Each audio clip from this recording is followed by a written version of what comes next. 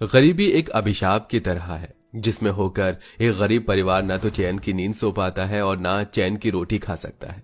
ऐसे ही दुख भरे हालातों से नरेश का परिवार होकर गुजर रहा था, जहां एक गरीब सी झुग्गी में टूटा फूटा मकान, जिसके बाहर गलियों में गंदी नालियां बह रही थी, मक्खी मच्छर भिनभिना रहे थे। भारती, भात बना कि नहीं और कितनी देर लगेगी? जी बस 2 मिनट रुक जाइए, चावल तैयार होने वाला है। कितनी देर से चावल चढ़ा रखा है, भगवान जी अभी तक कुकर में सीटी नहीं लगी है। कहीं नरेश जी बिना खाना खाए ना चले जाएं, वरना सारा दिन भूखे रह जाएंगे। एक काम करती हूँ, इकट्ठे 2-4 उपले चूल्हे में डाल देती हूँ, आंच तेज जलेगी तो सीटी जल्दी लग जाएगी। जैसे ही भारती तेज आंच करती है तो सारा पानी कुकर के बाहर निकल जाता है। वो कुकर खोलकर देखती है।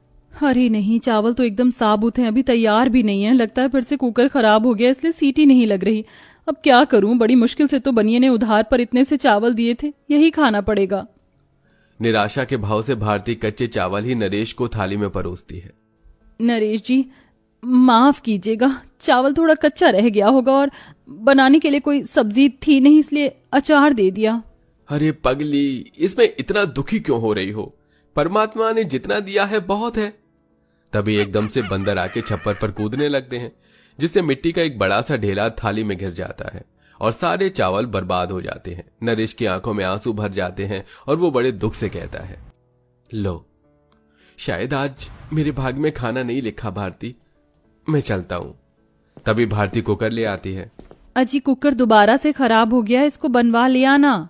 पास में ही मैली गुदरी के बिछौने पर गठिया रोग से ग्रसित ससुर राम प्रसाद पड़े थे और सास गोमती बोलती है, अरे भारती बहू, किस लिए बार बार इस कुकर को बनवाकर पैसे बर्बाद करवाती है? पहले ही काम धंधा नहीं नरेश के पास, किस जतन से वो हम सबका पेट भरवा रहा है जानती है।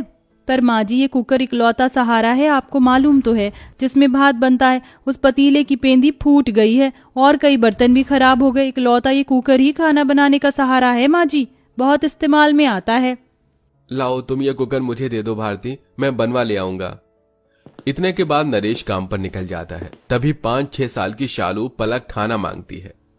मम्मा मम्मा, मुझे बहुत जोर से भूख लगी है, ताना दे दो।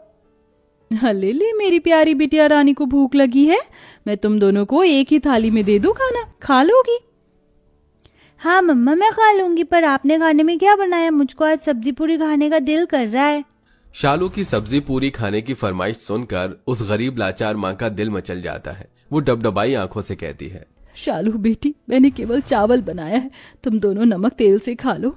मुझको नहीं खाना है नमक तेल चावल, वो बिल्कुल भी टेस्टी नहीं होता। मम्मी, हमारे अड़ोसी पड़ोसी तो डेली डेली कितना स्वादिष्ट खाना खाते, तुम भी बनाओ ना। शालू, तू तो मेरी समझदार बेटी है ना, तुझको पता है ना पिताजी का काम नहीं चल रहा, ऐसे जिद नहीं करते, खा ले मेरा बच्चा।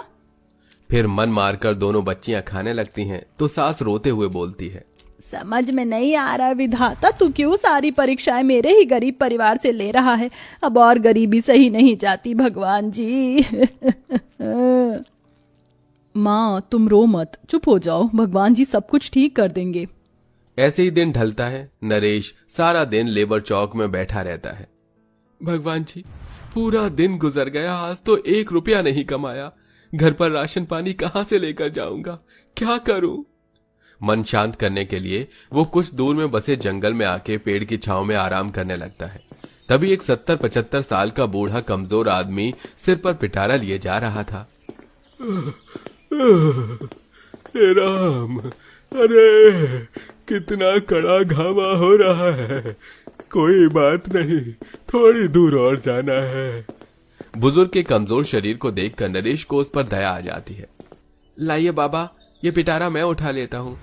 अरे तुम्हारा बहुत बहुत धन्यवाद बेटा, लाओ तुम्हारा कुकर मैं ले लेता हूँ। अरे नहीं नहीं काका, रहने दीजिए। बेटा, तुमने भी तो मेरा बोझ उठाया है, तो मेरा भी फर्ज बनता है कि मैं तुम्हारा बोझ उठाऊं। जीवन की गाड़ी ऐसे ही चलती है, मुझको बस 2 कोस दूर ही जाना है। नरेश रास्ते पर उस बुजुर्ग आदमी से बात करते हुए चल रहा था। तभी दूर एक उजड़ी पड़ी हुई झोपड़ी के पास रुक जाता है। बस यही रख दो, यही मेरा गरीब खाना है। वो तूफान में झोपड़ी उजड़ गई थी, इसलिए घास फूस लाया हूँ। इसे ठीक करवा दोगे क्या? जी जी काका, क्यों नहीं। नरेश उस बुजुर्ग की पूरी झोपड़ी की छत में फूस लगाकर एकदम बदल देता है, लेकिन अंदर ही अंदर उसे अपने परिवार वालों की चिंता भी खाई जा रही थी कि आज सब क्या खाएंगे। लीजिए काका, हो गई आपकी झोपड़ी तैयार। अरे, तुमने इस बूढ़े का टूटा घर तिनकों से फिर बना दिया। कहो, मैं तुम्हारे किसी काम आ सकता हूँ? सुनते ही नरेश के दिल के अंदर का रंजो गम आंसू बनकर झरझर बहने लगा। उसने अपने घर की सारी व्यथा बताई। काका, पता नहीं भगवान क्यों इतने दुख दिखा रहा है। घर में जवान बहन है, उसके हाथ पीले करने हैं, बूढ़े माँ बाप हैं, बेटियां हैं, पत्नी है। मैं किसी के लिए कोई फर्ज नहीं निभा पा रहा हूँ। अरे बेटा, धीरज धरो। ईश्वर सच्चे इंसान की परीक्षा तो लेता है, लेकिन उसका हाथ भी नहीं छोड़ता। लाओ, मैं तुम्हारा कुकर बना देता हूँ।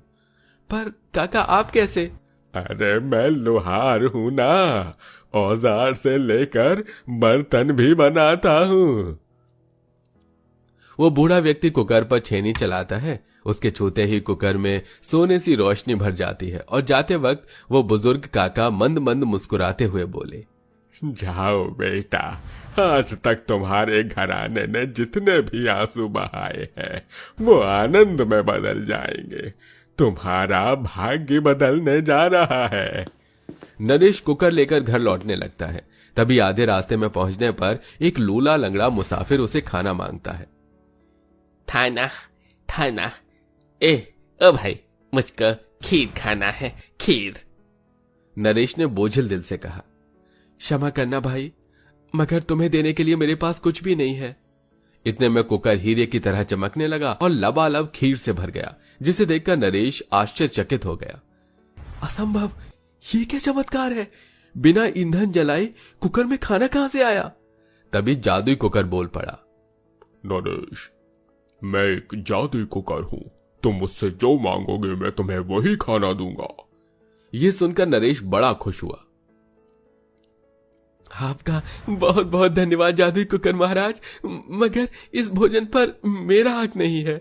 नरेश ने एक केले का पत्ता तोड़ा और पूरे दिन ईमान से सारी खीर उस लूले व्यक्ति को देकर आगे बढ़ा, जहां 5 अनाथ भूखी बच्ची उसकी प्रतीक्षा में बैठी थी। तभी गौरी ने सोना मोना से कहा, देखो देखो बहनों, राजा जी आ गए। कौन हो तुम सब बच्चियां? मैं गौरी हूँ और ये मेरी बहनें सोना मोना चिंकी पिंकी हैं। हम सब भूखे हैं, हमें भोजन खिलाकर तृप्त कीजिए। हाँ, ठीक है, जो खाना है बता दो। मुझे पुलाव, गुलाब जामुन और शाही खाना खाना है, और मुझको इमरती खाना है। बच्चियां जैसे जैसे इच्छा जताती हैं, जादुई कुकर में से वही खाना निकलकर उनके सामने पेश हो जाता है। पांचों पेट भरकर खाती हैं, जिसके बाद पांचों बच्ची एक में समाकर देवी का रूप ले लेती हैं। नरेश हाथ जोड़ लेता है, हे देवी, आप कौन हैं? नरेश, मैं देवी अन्नपूर्णा, तुम्हारी धर्मपत्नी मेरी प्रिय भक्त है। वह प्रतिदिन अपने भंडार घर में से मुझे खाना अर्पण करती है, इसलिए मैंने उसकी भक्ति का फल दिया। लेकिन मेरे लिए ये जानना आवश्यक था कि तुम मेरे दिए गए जादुई वरदान का कैसा उपयोग करते हो। इसलिए मैंने तुम्हारी परीक्षा उस लूले और इन 5 बच्ची के रूप में ली। अब जाओ, ये जादुई कुकर जीवन भर तुम्हारे भंडारे को भरा रखेगा। ये बोलकर देवी अन्नपूर्णा जादुई कुकर के अंदर समा जाती हैं। घर पहुंचते पहुंचते अंधेरा ढल जाता है। बरसात काफी मूसलाधार थी। पूरा परिवार झोपड़ी में भूखा बैठा था, जबकि पड़ोसियों के घरों में पकौड़े बन रहे थे, तो कोई भुट्टे तो कोई पिज्जा, सब अपनी अपनी सामर्थ्य के अनुसार खा रहे थे। तभी नरेश घर में दाखिल हुआ। भैया आप आ गए? पिताजी ने दिन भर से कुछ नहीं खाया, गठिया ने और ज्यादा जोर लगा दिया है, और आज आप खाने को कुछ लाए हैं क्या? तब मायूसी से नरेश ने कहा, नहीं बहन, खाने को कुछ नहीं लाया। हे भगवान, अब क्या खिलाएंगे इनको? तभी बिगड़ती दशा में हजारी प्रसाद बिस्तर पर पड़े पड़े पकवान खाने की फरमाइश जताते हैं। अरे नरेश, गोमती, मैं मरने वाला हूँ, मैं ज्यादा देर नहीं जीऊंगा। मेरी आखिरी इच्छा यही है, मैं 56 पकवान खाना चाहता हूँ। यह सुनकर पूरा गरीब परिवार सिसक पड़ा, क्योंकि घर में अन्न का एक दाना मौजूद नहीं था। तभी कुकर इठलाते हुए बोला, अरे ओ मोटा दिमाग नरेश, क्या देख रहे हो? ले जाकर मुझे हॉट सीट पर चढ़ाओ। Hot seat? क्या भला है? तुम क्या कहना चाहते हो जादुई कुकर? अरे बिन पैंदी के लोटे, मुझे ले जाकर चूल्हे पर चढ़ाओ। नरेश ने जादुई कुकर को चूल्हे पर रख दिया।